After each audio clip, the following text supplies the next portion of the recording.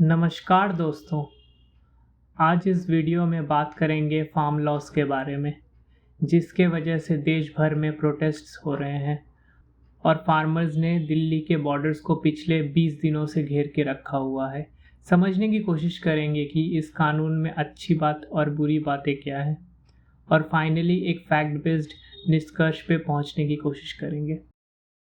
तो जो सबसे पहला कानून है वो किसानों के उपज की बिक्री में सहूलियत प्रदान किए जाने के बारे में है। अगर इस कानून के पहले मुख्य प्रावधान को देखें तो यह कानून किसान को एपीएमसी के बाहर बेचने का ऑप्शन देता है। और जब हम यहाँ किसान के उपज के बारे में बात कर रहे हैं तो इसमें सिर्फ दाल, चावल, गेहूं ही नहीं पर फल, सब्जी और पशुपालन भी इंक्लूडेड है। तो सवाल उठता है कि क्या इसके पहले किसान मंडी के बाहर नहीं बेच सकता था? तो शॉर्ट में आंसर है नहीं। इसके पहले नियम अनुसार किसानों को अपनी उपज सबसे पहले मंडी या एपीएमसी यानी कि एग्रीकल्चर प्रोड्यूस मार्केट कमेटी में ही बेचना पड़ता था। और ऐसा कानून इसलिए लाया गया था क्योंकि जब हमारा देश आज़ाद हुआ था तब जमींदारों का काफ़ी दबदबा था और किसान काफ़ी गरीब हुआ करते थे और ऑलमोस्ट किसान की फसल की पूरी कमाई ज़मींदार रख लिया करता था। इस उत्पीड़न से किसानों को बचाने के लिए सरकार ने एपीएमसी वाला कानून लाया, जिसके मुताबिक किसान को पहली बार फसल एपीएमसी में बेचना होगा। लेकिन धीरे धीरे बहुत सारे फैक्टर्स जैसे कि स्टेट गवर्नमेंट टैक्स, मिडिलमैन यानी कि अड़हतिया का कमीशन और ट्रेडर्स के कार्टेल की वजह से किसानों की आय कमने लगी, जिसके वजह से किसानों को मार्केट के कॉम्पिटिटिव रेट्स नहीं मिल पा रहे थे। तो इस प्रावधान से किसानों को एक विकल्प मिलेगा जिससे वो मंडी के बाहर भी बेच पाएंगे। दूसरे प्रावधान की बात करें तो अब किसान राज्य या देश में कहीं भी उपज बेच सकते हैं, जबकि पहले किसान सिर्फ अपने पास की मंडी में बेच पाते थे। अगले प्रावधान की बात करें तो अब किसान के फसल को ऑनलाइन ट्रेड किया जा सकेगा, जैसे शेयर्स को ट्रेड किया जाता है। इसमें भारत सरकार ने यह भी प्रावधान कर दिया है कि राज्य सरकार इन एपीएमसी के बाहर खरीद पे टैक्स नहीं लगा पाएगी। और फाइनली डिस्प्यूट सेटल करने के लिए यह प्रावधान है कि बायर और फार्मर एसडीएम तक जा सकते हैं, जहां एसडीएम को 30 दिनों के अंदर ही फैसला सुनाना पड़ेगा। अगर हम इस कानून की अच्छी बातों को देखें तो इसमें किसान को विकल्प मिलता है कि वो जहाँ चाहे वहाँ अपनी फसल को बेच सकता है, जिससे चांसेस बहुत हाई हो जाते हैं कि उससे अच्छा रेट मिलेगा। अगर बुरी बातों की ओर ध्यान दें तो इस कानून में लिखा है कि कोई भी पैन कार्ड के आधार पर किसान से फसल खरीद पाएगा, जिससे किसानों में यह डर है कि उनके साथ कोई फ्रॉड हो सकता है। किसानों की दूसरी जो शिकायत है वो ये है कि शुरू में एपीएमसी के बाहर खरीदार अच्छा भाव देंगे, लेकिन जब धीरे धीरे मंडी से कोई नहीं खरीदेगा और सरकार मंडी हटा देगी तो फिर खरीदार अपने भाव कम कर देंगे। इसके अलावा जो डिस्प्यूट सेटलमेंट में किसान सिविल कोर्ट तक नहीं जा सकते, उसके लिए भी किसान मांग कर रहे हैं। अगर हम दूसरे कानून की बात करें तो ये कॉन्ट्रैक्ट फार्मिंग के बारे में एक लीगल फ्रेमवर्क प्रोवाइड करता है। इस कानून के अनुसार कॉन्ट्रैक्ट में 2 पार्टियां होंगी, पहला है फार्मर और दूसरा है स्पॉन्सर। और ये कॉन्ट्रैक्ट एक फार्मिंग सीजन से लेकर 5 वर्ष या फिर पशुपालन के क्षेत्र के लिए एक ब्रीडिंग सीजन से लेकर 5 वर्षों तक हो सकेगा। इस कानून में यह भी प्रावधान है कि राज्य सरकार मॉडल कॉन्ट्रैक्ट्स बना पाएंगी ताकि कोई भी स्पॉन्सर अपनी मनमानी कॉन्ट्रैक्ट ना इम्पोज करे। अगर हम प्राइसिंग मैकेनिज्म की बात करें तो इसमें 2 टाइप बताए गए हैं। पहला है फिक्स्ड, जिसमें फार्मर और स्पॉन्सर कॉन्ट्रैक्ट में एक फिक्स्ड प्राइस सेट कर लेंगे, और दूसरा है फ्लेक्सी, जिसमें एक मिनिमम फिक्स्ड प्राइस तो रहेगा ही और एक फ्लेक्सिबल कंपोनेंट होगा जिसमें डिलीवरी के टाइम की मार्केट रेट का कुछ प्रतिशत रखा जा सकेगा। अगर बात करें किसानों की ज़मीन की तो इस कानून में लिखा है कि किसान की ज़मीन को कॉन्ट्रैक्ट में किसी भी तरह मॉर्गेज के रूप में रखा नहीं जा सकता, और अगर कॉन्ट्रैक्ट की शर्तों को पूरा करने के लिए स्पॉन्सर कोई परमानेंट स्ट्रक्चर किसान की ज़मीन पे खड़ा करता है तो उसे कॉन्ट्रैक्ट ख़त्म होने से पहले अपने खर्चे पर हटवाना होगा, नहीं तो कॉन्ट्रैक्ट ख़त्म होने पे वो स्ट्रक्चर किसान का माना जाएगा। अगर हम बात करें डिस्प्यूट सेटलमेंट की तो वो पिछले कानून के ही तरह इसमें भी एसडीएम को 30 दिनों में फैसला देना होगा, और अगर स्पॉन्सर दोषी पाया जाता है तो स्पॉन्सर को 1.5 गुना कॉन्ट्रैक्ट का रेट देना होगा, और अगर फार्मर दोषी पाया जाता है तो फार्मर को सिर्फ स्पॉन्सर ने जितना खर्चा किया है बस उतना ही चुकाना पड़ेगा। अगर हम इस कानून की अच्छी बातों को देखें तो ये कानून कॉन्ट्रैक्ट फार्मिंग के लिए एक अच्छा फ्रेमवर्क देता है, जिससे फ्यूचर में किसानों के साथ किए गए कॉन्ट्रैक्ट को ट्रांसपेरेंसी और लोकल प्रोटेक्शन मिलेगा। अगर बुरी बातों को देखें तो अभी मॉडल कॉन्ट्रैक्ट्स प्रोवाइड करवाना स्टेट गवर्नमेंट के लिए ऑप्शनल है। मेरे ख्याल में इसे मैंडेटरी कर देना चाहिए ताकि स्पॉन्सर अपनी मनमानी चीज़ों को कॉन्ट्रैक्ट में ना लिख पाए। और जो दूसरी शिकायत किसानों की तरफ से आ रही है कि डिस्प्यूट सेटलमेंट में सिविल कोर्ट तक जाने का प्रावधान होना चाहिए।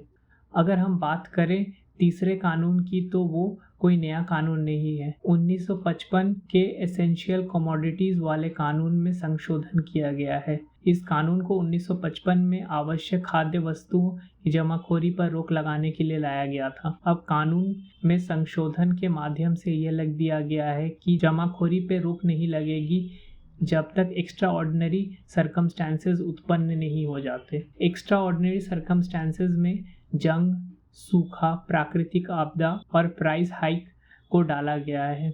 एक्स्ट्रा ऑर्डिनरी सर्कमस्टेंस के लिए प्राइस हाइक कैसा होना चाहिए? अगर पेरिशेबल फूड जैसे फल, सब्जी के प्राइस 100% से ज़्यादा बढ़ जाते हैं, या फिर नॉन पेरिशेबल फूड जैसे कि दाल, चावल, गेहूँ, फूड जिसकी शेल्फ लाइफ ज़्यादा होती है, उनकी प्राइस 50% से ज़्यादा बढ़ जाती है, तो इसे एक्स्ट्रा ऑर्डिनरी सर्कमस्टेंस मान लिया जाएगा और होर्डिंग पे रोक लग जाएगी। पर इस कानून में 2 एग्जेम्पशंस हैं।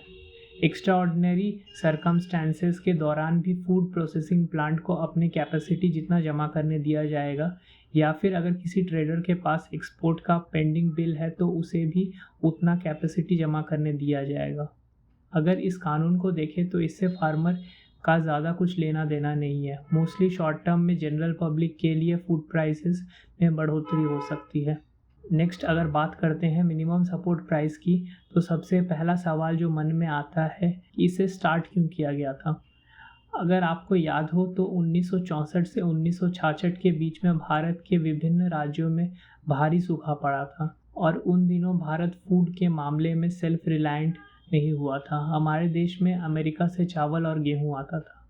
उस समय भारत को सेल्फ रिलायंट बनाने के लिए ग्रीन रेवोल्यूशन की शुरुआत की गई, जिसमें मुख्य रूप से पंजाब और हरियाणा को चुना गया क्योंकि वहाँ सिंचाई अच्छी थी, और किसानों को इंसेंटिवाइज करने के लिए मिनिमम सपोर्ट प्राइस का कॉन्सेप्ट लाया गया। अब ये सवाल उठता है कि जब भारत अब खाद्य के मामले में सेल्फ रिलायंट हो गया है तो क्या आज भी एमएसपी की ज़रूरत है? तो इसका जवाब है हाँ, क्योंकि सरकार जो एमएसपी पे प्रोड्यूस प्रोक्योर करती है उसे ही मिड डे मील और राशन की दुकानों में बहुत ही सस्ते दरों पे विक्रित करती है। तो फिर क्या है ये एमएसपी?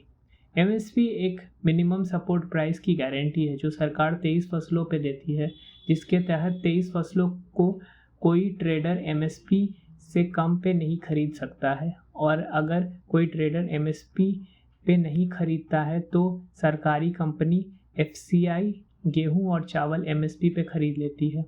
यहाँ ये समझने वाली बात है कि सरकार एमएसपी 23 फसलों पे तो देती है पर खरीदती सिर्फ गेहूं और चावल है। अब ये सवाल आता है कि एमएसपी डिसाइड कैसे होता है। तो हर साल भारत सरकार की एक कमेटी सीईसी अपनी रिकमेंडेशन यूनियन कैबिनेट को भेजती है, और हर साल कैबिनेट के अप्रूवल के बाद सरकार एमएसपी के नए रेट को नोटिफाई करता है। एमएसपी कैलकुलेट करने के लिए मुख्य 3 तरीके हैं। पहला है A2 जिसमें सिर्फ किसान के खर्चों को जोड़ा जाता है। दूसरा है A2 प्लस FL जिसमें किसान के खर्चों के अलावा उसके फैमिली के लेबर के कॉस्ट को भी जोड़ा जाता है। तीसरा है C2 जिसमें खर्च फैमिली लेबर के अलावा लैंड का रेंट और किसान के खर्चे पे इंटरेस्ट को भी जोड़ा जाता है। अगर हम 2004 की स्वामीनाथन रिपोर्ट को माने तो उसमें ये रिकमेंड किया गया था कि सरकार को एमएसपी के लिए C2 का 1.5 गुना देना चाहिए। लेकिन आज भी सरकार A2+FL वाले फार्मूला का 1.5 गुना एज MSP देती है। अगर हम इंटरनेशनल और नेशनल मार्केट रेट्स देखें तो हमारी आज की MSP काफ़ी ज़्यादा है, जिसका मतलब हम किसानों को इन अ वे सब्सिडी दे रहे हैं। और जैसा मैंने पहले कहा था कि सरकार गेहूं और चावल MSP पे ख़रीदने का इंसेंटिव देती है, इसीलिए किसान दूसरी फसलों को उपजाते नहीं हैं। मोरओवर गेहूं और चावल को उगाने के लिए बहुत पानी चाहिए होता है, जिसके कारण आज हम पंजाब और हरियाणा में वाटर टेबल में डिप्लीशन देख रहे हैं। अगर हम बात करें कि मोस्टली पंजाब और हरियाणा के किसान ही क्यों ज़्यादा प्रोटेस्ट कर रहे हैं, तो इसके मुख्य कारण है कि दूसरे राज्यों में विशेषकर महाराष्ट्र, बिहार, दिल्ली, कर्नाटका में ऐसी व्यवस्था पहले से ही है जहां किसान APMC के बाहर बेच सकते हैं। अगर बात करें महाराष्ट्र की तो वहां प्राइवेट मंडीज ऑलरेडी हैं। बिहार में मंडी को 2006 में ही ख़त्म कर दिया गया था। दिल्ली में किसान फल, फूल, सब्जी APMC के बाहर डायरेक्टली बेच सकता है। और कर्नाटक में रायतो बाज़ार बोल के एक सिस्टम है जिसमें ऐसी व्यवस्था पहले से ही की गई है। दूसरे कारण की बात करें तो भारत सरकार का डेटा दिखाता है कि देश भर में सिर्फ 6% किसान ही MSP पे बेच पाते हैं, और उसमें अगर हम पिछले साल का शेयर देखें तो पंजाब और हरियाणा से सरकार ने MSP पे उनके भंडार का 80% चावल और 77% गेहूं खरीदा था, जिससे साफ पता चलता है कि APMC या MSP के जाने का मार सबसे ज़्यादा पंजाब और हरियाणा के किसानों पे पड़ेगा। और तीसरे कारण की बात करें तो यह कहना गलत नहीं होगा कि पंजाब और हरियाणा के किसान बाकी देश के किसान की तुलना में ज़्यादा सामर्थ्यवान हैं, जिस वो लंबा प्रोटेस्ट सस्टेन कर सकते हैं। ऐसा इसलिए हो सकता है कि ग्रीन रेवोल्यूशन के समय से पंजाब और हरियाणा के किसान पूरी भारत का पेट भर रहे हैं, जिसके कारण बहुत सालों से पंजाब और हरियाणा के किसानों से अनाज सरकार खरीद रही है। और इतने दिनों से APMC के साथ काम करके पंजाब और हरियाणा के किसान फैमिली से बहुत सारे लोग अब APMC में अड़हतिया बन गए हैं और उन्हें अड़हतिया के जाने का डर लग रहा है। फार्मर प्रोटेस्ट के कारण भारत सरकार और किसान यूनियन के बीच 5 राउंड की बातचीत हुई। फाइनली 9 दिसंबर को सरकार ने एक प्रपोजल भेजा जिसमें सरकार ने कानून में कुछ पॉइंट्स अमेंड करने का प्रस्ताव रखा। सबसे पहले सरकार ने कहा कि वो कानून में अमेंड करेंगे जिससे किसान सिविल कोर्ट तक जा सकेंगे। दूसरे पॉइंट में सरकार ने प्रस्ताव रखा है कि स्टेट गवर्नमेंट प्राइवेट मंडियों पे भी टैक्स लगा सकेगी ताकि प्राइवेट मंडी और APMC एक ही लेवल पे आ सकें। तीसरा पॉइंट है स्टेट गवर्नमेंट अब ट्रेडर्स को रजिस्टर कर सकती है ताकि किसानों के साथ कोई छल ना कर सके। और फाइनली सरकार MSP पे रिटर्न एश्योरेंस देने के लिए तैयार हो गई है। और फाइनली मेरा क्या टेक है इस मुद्दे पे? मेरा पर्सनली ये मानना है कि सरकार को ये 3 फार्म लॉज को रिपील नहीं करना चाहिए, क्योंकि जितना भी हमने देखा है हमारे फार्म लॉज को ऐसे रिफॉर्म्स की ज़रूरत है ताकि हम फार्मर्स की इनकम को डायरेक्टली मार्केट से जोड़ सकें। ये करने से फार्मर्स वही प्रोड्यूस करेंगे जिसकी मांग ज़्यादा होगी, जिससे हमारे किसान इंटरनेशनल मार्केट में कॉम्पिटिटिव हो पाएंगे। किसान यूनियंस और सरकार को बात करना चाहिए ताकि लॉज में अमेंडमेंट करके प्रॉब्लम्स को रिजॉल्व किया जा सके।